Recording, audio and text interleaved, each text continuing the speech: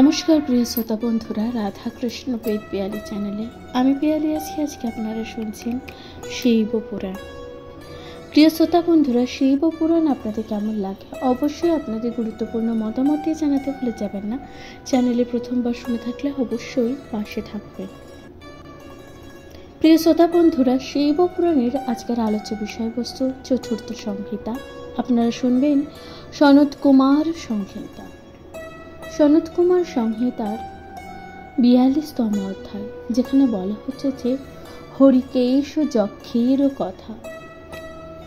হরিকেশ যক্ষের কথা কি বলা হচ্ছে? সনত কুমার বললেন, হরিকেশ নামে এক ব্রহ্মনিষ্ঠ ধার্মিক যজ্ঞ ছিলেন। তাহলে হরিকেশ নামে কে ছিলেন? একজন ব্রহ্মনিষ্ঠ ধার্মিক যক্ষ ছিলেন। যক্ষদের মধ্যে তিনি বেশ শক্তিশালী। তার পিতা ছিলেন পূর্ণভদ্র। হরিকেশ জন্ম থেকে অত্যন্ত শৈব ভক্ত ছিলেন। তাহলে হরিকেশ কেমন ছিলেন? তিনি জন্ম থেকেই ছিলেন অত্যন্ত শৈব ভক্ত। তিনি ক্রমে শিব ভক্ত, শিব প্রণত, শিব ভক্ত ও শিব পরায়ণ হয়ে ওঠে। শয়নে স্বপনে ভোজনে গমনে সব সময় শিব চিন্তায় বিভোর থাকবে। পুত্র হরিকেশের এই রকম শিব অনুরাগ দেখে তার পিতা পূর্ণভদ্র তাকে তার আর যে পুত্র বলে স্বীকার করলেন না। তিনি তখন পুত্রকে বললেন যে যক্ষ বংশীয়দের বৃত্তি এরকম নয়। তোমরা গৌহক বলে স্বভাবতই শ্রোচ চেতা। তুমি যে কাজ করছো তা কখনো আমাদের কর্তব্য নয়। মহাত্মাদের মধ্যে এমন রীতি দেখা যায় না। স্বয়ম্ভ বিবেচনা করে মানুষের কাজ ঠিক করেছি। অন্যদের কর্ম করা উচিত নয়। আমরা বিভিন্ন সব কর্মের ফলে মনুষ্য ভাব অতিক্রম করে এই রূপ পেয়েছি। কিন্তু তুমি যা করো সে সবই মানুষের কাজ বলে জানবে। অর্থাৎ এই যে শিব ভক্ত সেই যক্ষ পুত্রকে তার পিতা এই কথা বললেন, আমি যে রকম ধর্ম চাই না, সেই রকম কাজ তুমি করো না। মহাপ্রতাপশালী ও পূর্ণভদ্র এই কথা বলে পুত্রকে বললেন যে তুমি এখান থেকে তাড়াতাড়ি চলে যাও, যেখানে ইচ্ছা সেখানেই যাও। তখন হরিকেশ বাড়ি থেকে বের হয়ে গেলেন। তিনি এলেন বারাণসীতে। সেখানে তিনি তপস্যা করতে লাগলেন। তপস্যা করতে করতে তিনি স্থানবৎ হয়ে গেলেন। তার শরীর শুকনো কাঠ ও পাথরের মতন হয়ে গেল। বংশ ও জাতির বৃত্তি তিনি ত্যাগ করলেন। যারা যোগীশ্বর গোকর্ণ মহাদেবের আরাধনা করেন, ধর্মাত্মা হরিকেশ সেই বারাণসীতে এসে তাদের সঙ্গেই থাকলেন। তিনি তাদের সঙ্গে একাগ্র প্রসন্ন মনে অবস্থান করে ইন্দ্রিয় সমূহকে সংযত করে নিশ্চল হয়ে ধ্যান করতে লাগলেন। এইভাবে 1000 বছর পার হয়ে গেল। তখন শিব তার প্রতি কৃপা করলেন। কিন্তু ভগবান শিব যখন তার প্রতি কৃপা করলেন, তখন তার দেহ ঘিরে উইয়ের ঢিবি হয়ে গেছে। পিঁপড়ে তার শরীরের মাংস নিয়ে খাচ্ছে। বিভিন্ন ধরনের কীট শরীরকে ক্ষত বিক্ষত করছে।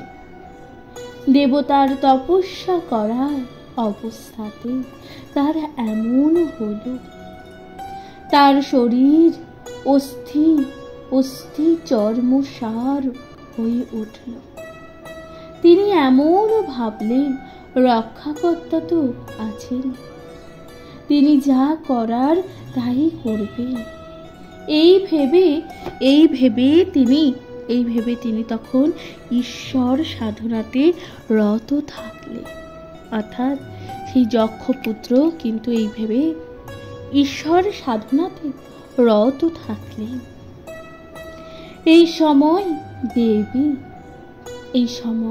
দেবী পার্বতী শঙ্করকে বললেন যে, আপনার বাগান দেখতে আমার খুব ইচ্ছা হচ্ছে। এই কথা বললে তিনি পার্বতীর সঙ্গে বের হলেন। সুন্দর উজ্জ্বল নানা ফুলে ভরা বাগান তারা দেখতে থাকলেন। সেখানে কোথাও তাল, বকুল, অশোক প্রভৃতি গাছ, গাছে গাছে বিভিন্ন পাখি শোভা পাচ্ছে। হাঁস জলে খেলা করছে, অপ্সরাগণ নাচ ও গান করছে, হরিণ ও অন্যান্য পশুরা সেই বাগানে নিজেদের মতন বিচরণ করছে। তাতে বাগানের সৌন্দর্য যথেষ্ট বৃদ্ধি পেয়েছে। তাছাড়া সেই যে বাগানে সুন্দর দেব মন্দির আছে, দেব মন্দিরের কাছে বহু সারস হাঁস আনন্দে খেলা করছে। বড় বড় জলাশয় সুন্দর ফুলে ভরে গেছে। ফুলে গাছ ওল গুনগুন করে ঘুরে বেড়াচ্ছে। সেখানে সুন্দর নীল অশোক বাগানে সৌন্দর্য বৃদ্ধি করছে। সাদা ফুলে ভরা তিল গাছ। তাহলে কি বলছে ভগবান বলছে সাদা ফুলে ভরা তিল গাছ। বিশাল জলাশয়ে হাজার পদ্ম ফুটে আছে। সেই সব জলাশয়ের ধারে কলা গাছের জঙ্গল হয়ে রয়েছে। সেখানে ময়ূর আনন্দে নৃত্য করছে। আর পেখমও মেলে বাগানে শোভা বৃদ্ধি করছে। বিভিন্ন জায়গায় কিন্নর কামিনীরা দলে দলে ভাগ হয়ে আনন্দ করছে। বিভিন্ন সরল বৃক্ষ বাগানে শোভা বাড়িয়েছে। একদিকে সিদ্ধ কামিনীরা সুন্দর কথায় ও নিজেদের প্রিয়জনের কথায় সেই স্থান আলোড়িত করছে। বাঁশ গাছ মাটিতে লুটিয়ে পড়ছে। আসলে সেই যে বাগান, সেখানে যে সকল প্রাণীদের দেখা যাচ্ছে তারাও মুক্তি প্রার্থী। বিভিন্ন রঙের কাশ ও ফুল ফুটে আছে। পুণ্যাক গাছে পাখিরা কূজন করছে।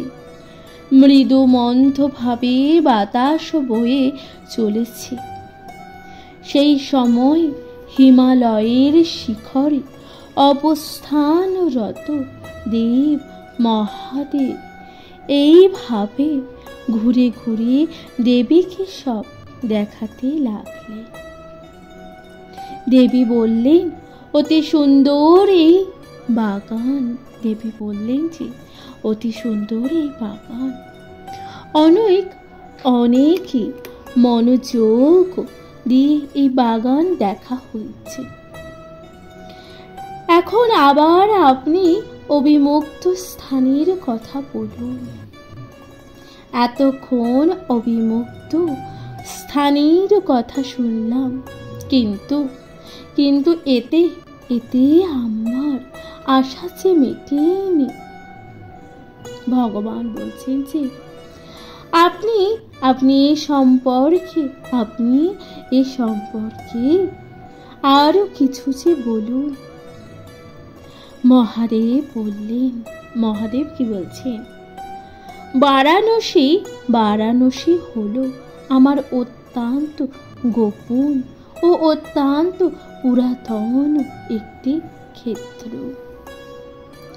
এই স্থানের সকল প্রাণী মুক্তি লাভ করে থাকে। এখানে বহু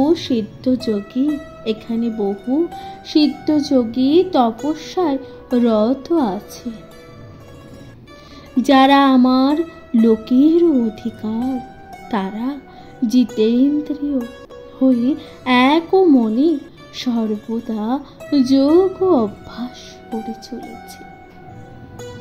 এখানে বিভিন্ন ধরনের গাছপালা, পশু পাখি দেখা যায়। বিভিন্ন সরোবরে পদ্ম ফুটে আছে। হাঁস ও সারস খেলা করছে। গান্ধর্ব ও অপ্সরাগণ এখানে যে কারণে বাস করছে তা শোনো।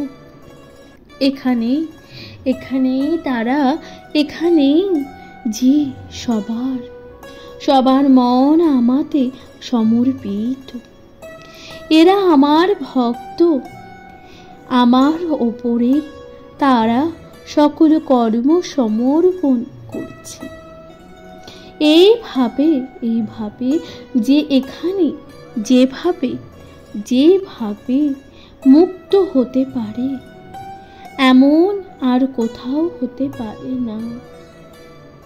এই স্থান আমার যে কতখানি গোপনীয়, দেবতা মুক্ত হতে পারে এমন আর কোথাও হতে পারে না। এই স্থান যে গোপনীয়, দেবতা ও সিদ্ধ পুরুষ কোন মাত্রই জানেন। আমি এই মহাক্ষেত্রকে কখনোই ত্যাগ করিনি বা কখনোই ত্যাগ করব না। এই জন্যই এই স্থান হলো অবিমুক্ত। নৈমিষারণ্য, কুরুক্ষেত্র, হরিদ্বারে এবং পুষ্করে স্নান করলে বা বাস করলে মুক্তি লাভ না হলেও এই অবিমুক্ত ক্ষেত্রে স্নান ও বাস করার ফল কখনো বৃথা যায় না। সেই জন্যই এই স্থান সব থেকে শ্রেষ্ঠ। প্রয়াগে মুক্তি হয় আর এইখানে মুক্তি হয়। তবে প্রয়াগ হলো তীর্থরাজ, কিন্তু এই যে তীর্থরাজ অপেক্ষা এই স্থান শ্রেষ্ঠ। মহাতপস্বী যজ্ঞেশ্বর্প পরম সিদ্ধ লাভ করেছে, তাও এই ক্ষেত্রের মাহাত্ম্য। আমার প্রতি ভক্তি ও আমার প্রতি চিন্তা করে মহাশ্রেষ্ঠ যোগী স্বল্প এখন এই যে যোগী গম্য জ্ঞান ও পিপাসু হয়েছেন, তিনি সব সময় আমাকে এখানে ধ্যান করেছেন। যোগী থেকে পরম নির্বাণ লাভ করা যায়। অব্যক্ত লিঙ্গ দেব দুর্লভ, পরম কৈবল্য লাভ এখানেই হয়। সর্বসিদ্ধান্ত বেদান্ত মুনিগণ দুর্লভ মুক্তি এখানেই লাভ করতে পারেন। আমি তাদের অত্যন্ত উত্তম যোগীশ্বর ও আত্ম সামঞ্জস্য এবং অভিলাষিত স্থান প্রদান করি। কুবের তার সকম কর্ম অর্পণ করে এই স্থানের মাহাত্ম্য বর্ণনা করে গণেশত্ব লাভ করেছে।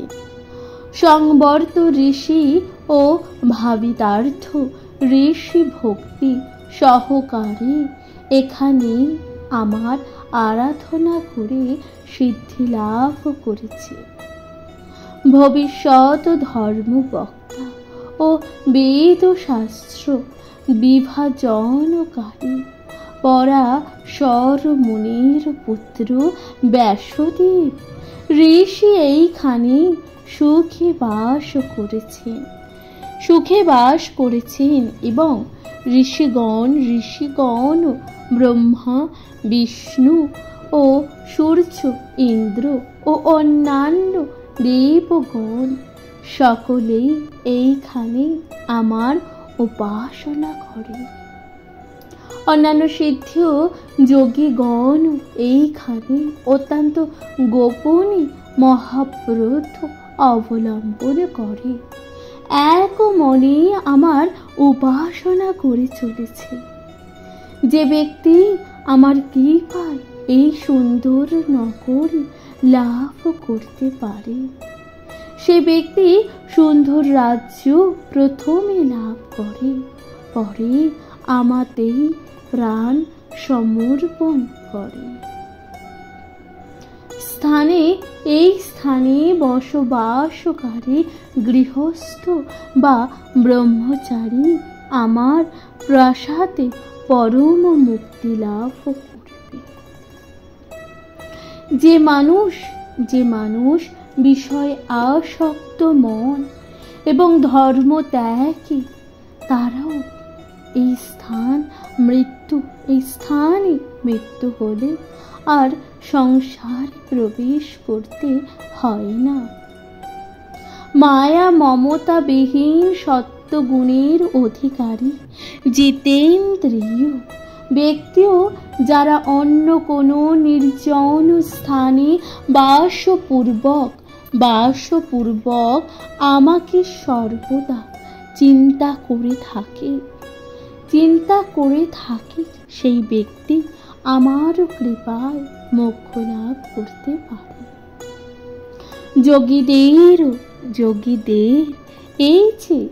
যোগীদের হাজার জন্মে যে মুক্তি পায় কোনো প্রাণী শুধুমাত্র এই স্থানে দেহ রক্ষা করলে সেই উত্তম মোক্ষপদ লাভ করতে পারবে।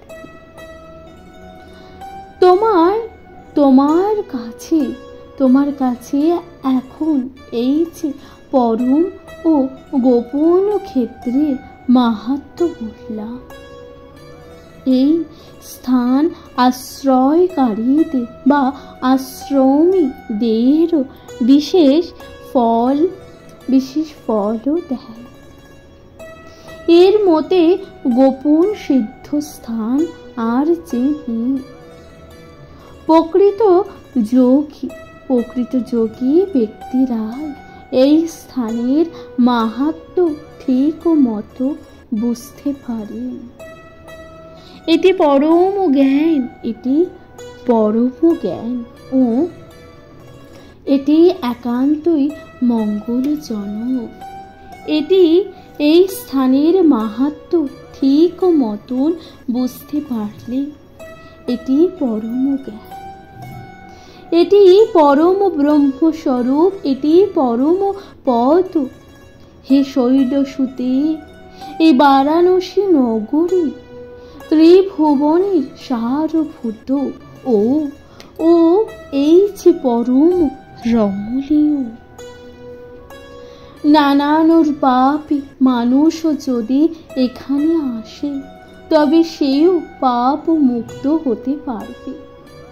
সেই স্থানে সকল নিয়ম শূন্য অজ্ঞান লোক মরণের পর পরম পদ লাভ করতে পারে। সুন্দর গাছপালায় ভরা এই পবিত্র স্থান আমার অত্যন্ত প্রিয়। সেই জন্য প্রতিদিন আমি এই স্থানের নাম করে থাকি। মহাদেব বললেন, হে সুশ্রোণী, সেই যক্ষ আমার পরম ভক্ত এই একইভাবে তপস্যা করে ও নিয়ম মেনে নিষ্পাপ হয়েছে। এই যক্ষ আমার কাছে উপযুক্ত বর লাভ করার যোগ্য। এর কথা বলে মহাদেব দেবীকে নিয়ে সেই যক্ষের সামনে এলেন। কঠোর তপস্যা ক্লিষ্ট জীর্ণ দেহি সেই যক্ষ ভগবান মহাদেবকে আসতে দেখলেন।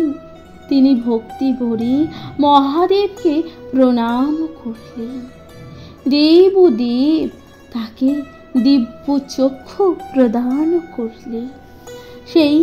সেই দিব্য চক্ষুর প্রভাবে যক্ষ মহাদেব শঙ্করকে দেখতে পেলেন। সনত কুমার বললেন যে তারপর যক্ষ যখন তার দুই চোখ খুললেন, তিনি দেখলেন মহাদেব ষাঁড়ের ওপর চেপে তার প্রমথগণকে সঙ্গে নিয়ে সেখানে হাজির হয়েছে। মহাদেব বললেন, হে বৎস, তোমাকে আমি ত্রিলোকে যা দুর্লভ তেমন বর দেব। তুমি তোমার সমস্ত শরীর দিয়ে আমাকে লাভ করেছ। সনত কুমার এরপর বললেন যে তারপর সেই যক্ষ বর লাভ করে আনন্দের সঙ্গে মহাদেবের চরণে বসলেন। নিজেরও মাথায় অঞ্জলি ধারণ করে বললেন, হে ভগবান, আপনার প্রতি যেন আমার অনন্য সাধারণ ভক্তি অবিচলিত থাকে।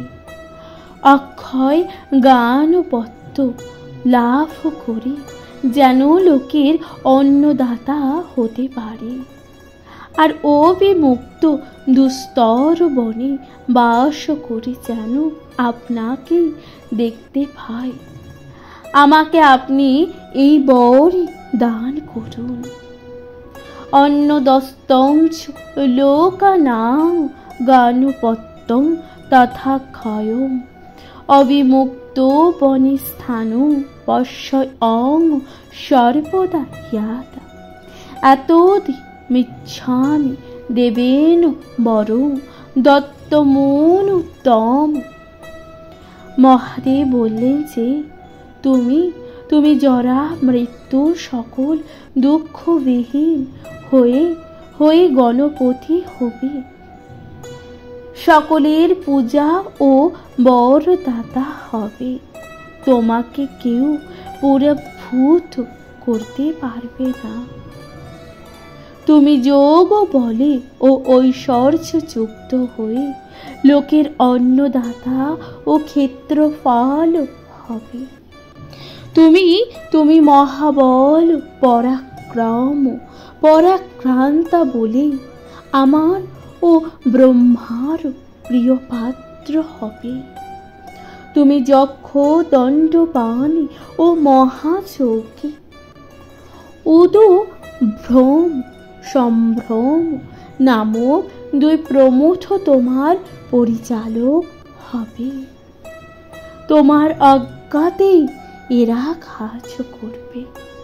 সনত কুমার এরপর বললেন যে ভগবান মহাদেব এইভাবে যক্ষকে গানাধাক্য বলে বা গানাধাক্য করে রুদ্রাবাসে গমন করলে। প্রিয় শ্রোতা বন্ধুরা, তাহলে এখানেই সমাপ্ত হলো 42তম অধ্যায়। আপনারা শুনলেন হরিকেশ যক্ষের কথা, অর্থাৎ হরিকেশ নামে একজন যক্ষ ছিলেন, যিনি কিনা ছিলেন শিবের অত্যন্ত প্রিয় ভক্ত এবং তার পিতা ছিলেন শিব বিদ্বেষী। তার পিতাকে অমান্য করে তিনি শিবের ধ্যান এবং পরবর্তীকালে তিনি মহাদেবকে পান। প্রিয় শ্রোতা বন্ধুরা, তাহলে এখানে সমাপ্ত হলো 42তম অধ্যায়। আশা করছি তা আপনাদের ভালো লাগলো। শিব পুরাণ আপনাদের কেমন লাগছে বা লেগেছে অবশ্যই আপনাদের গুরুত্বপূর্ণ মতামত দিয়ে জানাতে ভুলে যাবেন না। চ্যানেলে প্রথমবার শুনে থাকলে অবশ্যই পাশে থাকবেন। এর পরবর্তী অধ্যায় অর্থাৎ 43তম অধ্যায় শুনতে থাকুন শিব পুরাণ।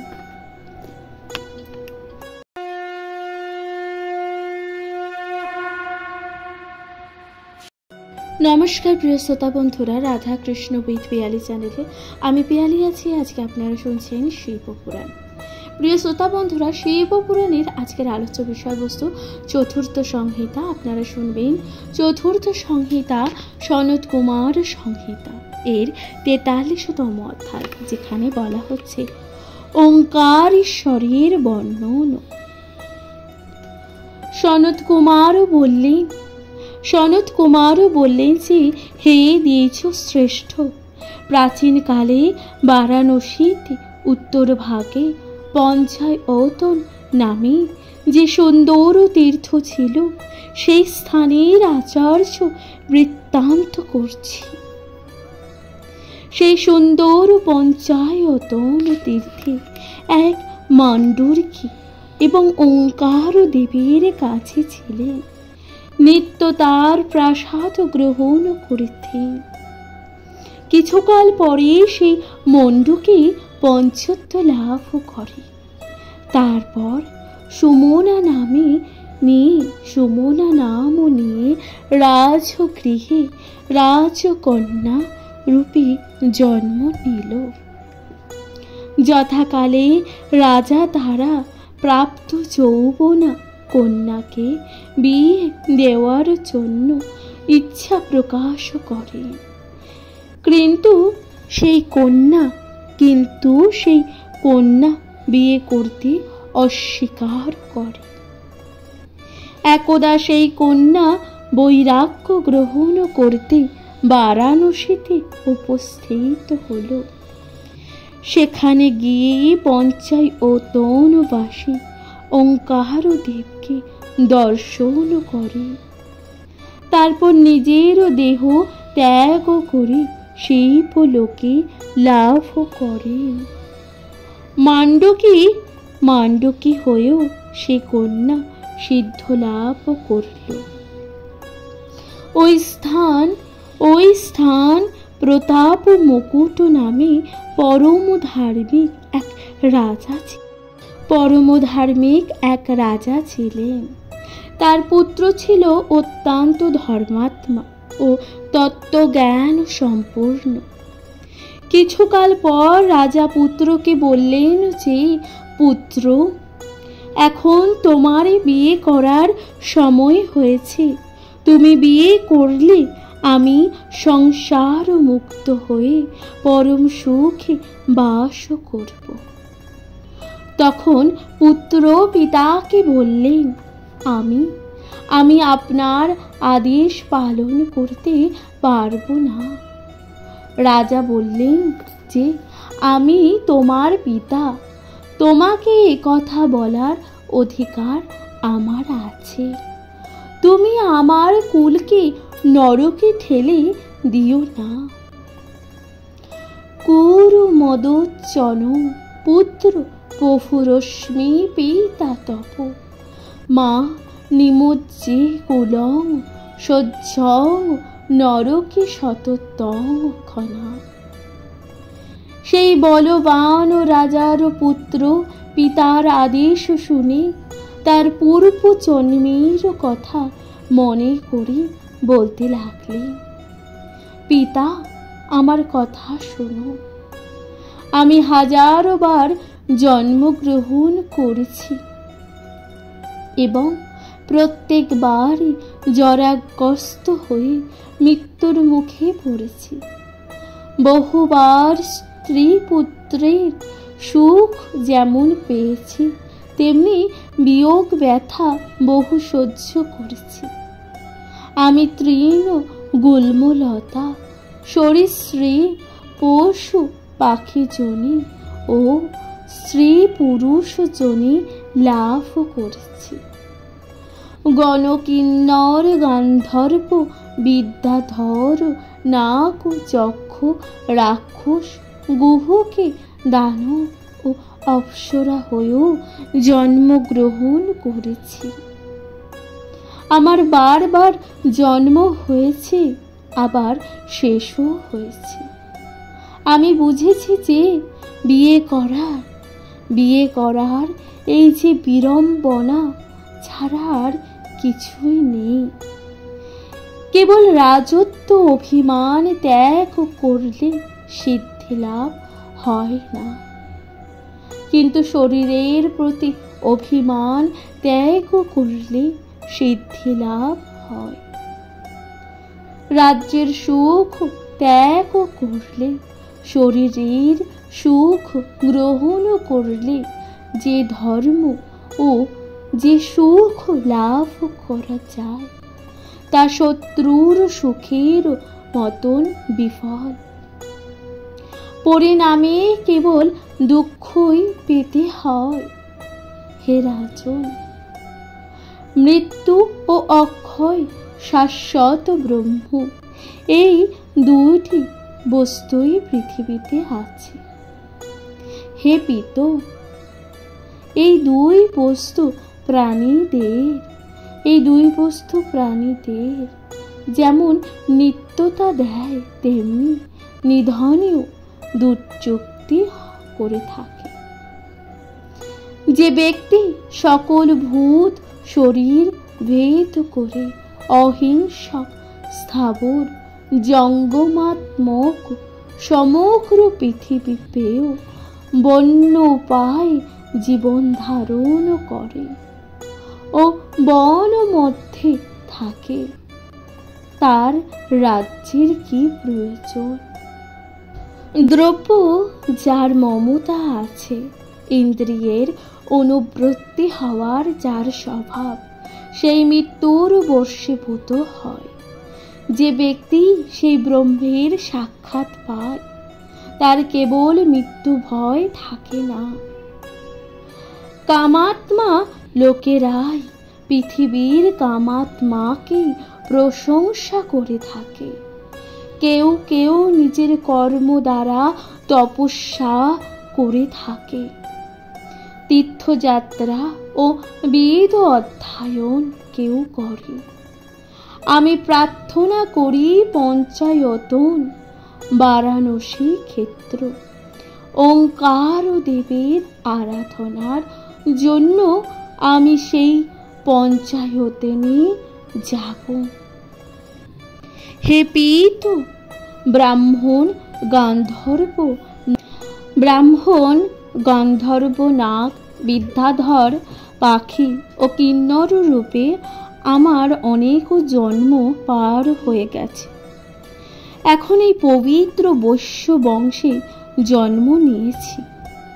সেই জন্যই মঙ্গলকারী ত্রিপুরারী মহাদেবের প্রতি আমার অচলা ভক্তি ছিল। আমি নিয়মিত ব্রত পালন ও স্তব পাঠ করে শূলধারীকে সন্তুষ্ট করতাম। সেই বৈশ্য জন্মে বহুকাল তীর্থ পর্যটন করেছি। পরে পরে কোনো সময় আমি সেই অবিমুক্ত গুহ ক্ষেত্রে যাই। সেখানে পঞ্চায়তনবাসী ওঙ্কার দেবের দর্শন করি। সেখানে দেব দেবের সামনে রুদ্রবাসী থাকতাম। সেখানে বৈশাখ মাসে রাত্রি যাপন করি। সেই শুভ জন্মে শুভ কর্ম করার জন্যই আপনার মতন পবিত্র গৃহে আমার জন্ম হয়। আমি এখন আপনাকে দুই হাত জোড় করে অনুরোধ করে বলছি, আপনি আমাকে অনুমতি করুন। আমি খুব তাড়াতাড়ি সেখানে যেতে চাই। ওঙ্কার দেবের প্রাসাদে আমার দিব্য জ্ঞান জন্মেছে। আমি সংসার থেকেও আত্মাকে মায়ার অধীনে দেখছি। সেজন্যই আমি অবিমুক্ত ক্ষেত্রে ঈশ্বরকে দেখার জন্য যাব। পঞ্চায়তনবাসী ওঙ্কার দেব নিষ্ফল ব্রহ্মস্বরূপ। তাকে দর্শন করলে আর পুনরায় জন্ম হয় না। পিতা বললেন যে, হে পুণ্যাত্মান, তুমি যেখানে যাবে আমি সেখানেই যাব। আমি এখন পূর্বজন্মের কথা মনে করতে পারছি। সংসার থেকে পুরুষের বৈরাগ্য আসে। তখন বংশগত ও জাতিগত জীবিকা ত্যাগ করে, সব বস্তুতে মায়া মমতা ত্যাগ করে, অহংকার শূন্য হয়ে আত্মশুদ্ধি করা দরকার। পরে সব কিছু ত্যাগ করে সেই অবিমুক্ত স্থানে যেতে হবে। একবার সেখানে গেলে আর কখনো জন্মগ্রহণ করতে হয় না। অবিমুক্ত ক্ষেত্রে উপাসকেরা আত্মত্যাগ করে সম দশ তিতিক্ষার উপায় বিশিষ্ট হয়। সেখানে মানুষ ইন্দ্রিয় জয় করে আত্মা স্থাপন পূর্বক ওঙ্কারেশ্বরকে নিজের আত্মার দর্শন করেন। সেখানেই অব্যক্ত লিঙ্গ নামে এক ধরনের সন্ন্যাসী উপাসনা করে পরমপদ ওঙ্কার দেবে লীন হয়ে থাকেন। বেদ পাঠ করে যে ফল হয়, তপস্যা করেও যে ফল লাভ করা যায়, ব্রহ্মচর্য পালন করে যা লাভ করা যায়, তা সবই নিহিত আছে অবিমুক্ত ক্ষেত্রে। এ কথা বলে রাজা মনে মনে ওঙ্কার দেবকে স্মরণ করলেন। তারপর তিনি তার ছোট ছেলেকে সিংহাসনে উত্তরাধিকারী বলে স্থির করেন ও তার অভিষেক ক্রিয়া সম্পূর্ণ করেন। এরপর তিনি আগের জন্মের সকল কথা মনে করেন এবং বৈরাগ্য অবলম্বন করলেন। তিনি মনে মনে পঞ্চায়তন মহাদেবকে প্রণাম করে ওঙ্কার দেবকে লাভ করলেন। এই রাজা আগের জন্মে কপট হয়ে সেখানে বাস করতেন সেখানে ওঙ্কার দেবকে প্রশিক্ষণ এবং স্তব ও উপাসনা করতেন। পরে সেখানে মৃত্যুর পর এই রাজকুলে জন্ম নেন। এরপর পিতা পুত্র দুইজনে দেবদেব ওঙ্কার দেবের স্তব ও আরাধনা করতে লাগলেন। ব্যাসদেব বললেন যে তারা শুলির কিরকম ব্রত চারণ করেছিলেন, যার উচ্চারণ মাত্রই আত্মা প্রকাশ পায়। সনত কুমার এরপর বলছেন যে অতি গোপনীয় ও অতি উত্তম এই রহস্য যোগ শোনো। অবিমুক্ত ক্ষেত্রের মৃত্যুঞ্জয় পরম যোগ স্বরূপ ওঙ্কারেশ্বর শিবপদ অনাদি অনুতপর্ণ ও অক্ষয়। তিনি শত সমুতপর্ণ, ফলে ফলে এর স্বরূপ কখনো নির্দেশ করা যায় না। তিনি হলেন সকলের কারণ। তিনি ভাব ও অভাবের স্বরূপ। তার দ্বারা যেমন ধ্বংস কাজ হয়, তেমনি সৃষ্টি কাজ হয়। এই মৃত্যুঞ্জয়কে চিন্তা করা যায় না।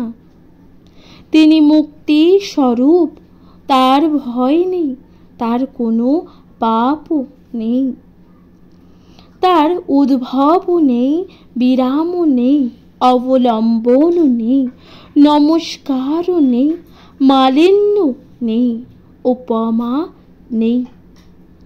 তিনি মঙ্গলময় অপবর্গ স্বরূপ, সব কিছুর কারণ।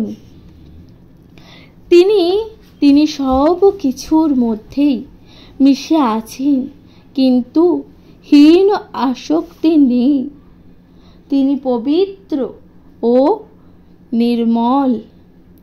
তিনি সকল বস্তু স্বরূপ, সকলেরই আত্মস্বরূপ।